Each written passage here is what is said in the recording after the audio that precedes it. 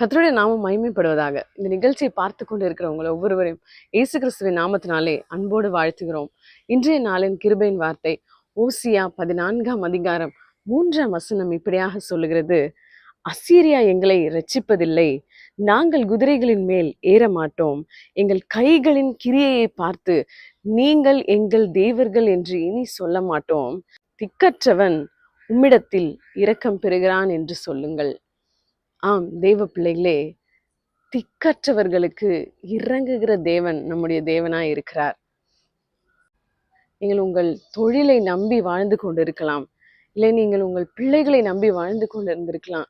எனக்கு இவர்கள் என்னை காப்பாற்றுவார்கள் என்று நீங்கள் நினைத்த அத்தனை காரியங்களினாலும் அத்தனை பேராலும் நீங்கள் கைவிடப்பட்ட சூழ்நிலையில் காணப்படலாம்.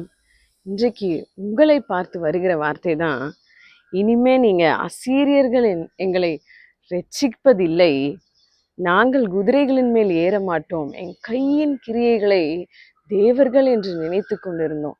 ஒருவேளை கரத்தினால செய்யப்பட்ட ஒரு சொரூபத்தை தேவர்கள் என்று நீங்கள் நினைத்து கொண்டிருந்திருக்கலாம். இல்ல உங்கள் கைகளினால் செய்கிற தொழிலை, இதுதான் என்னை காப்பாற்றும், இதுதான் எனக்கு தோள் கொடுக்கும், இந்த வேலைதான் எனக்கு ஜீவன் என்று வேலையை மாத்திரம் நம்பி ஓடிக்கொண்டிருந்தீர்களா? இல்லை, உங்கள் வாழ்க்கையிலே என் பிள்ளைகள் தான் என்னை காப்பாற்றுவார்கள், என் பிள்ளை எனக்கு இருக்கிறான், என்னை பார்த்து கொள்வான். இல்லை, உங்கள் பலத்தை நம்பி ஓடிக்கொண்டிருந்தீர்களா?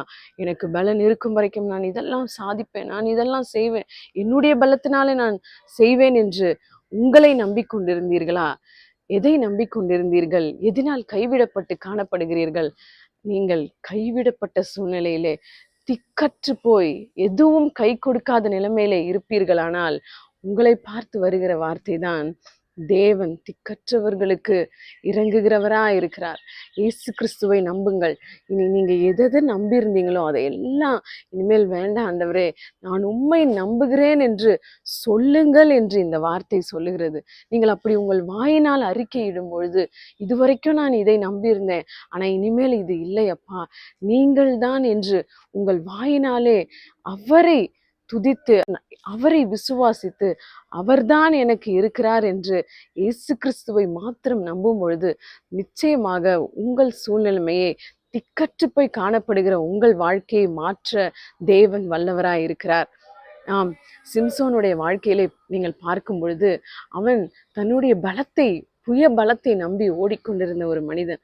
ஆம் தேவ பிள்ளைகளே, அவன் புய பலத்தினால் அநேக காரியங்களை சாதித்தான். ஆனால் கடைசியிலே அவன் பெலிஸ்தியரின் கையிலே சிக்கி கொண்டான்.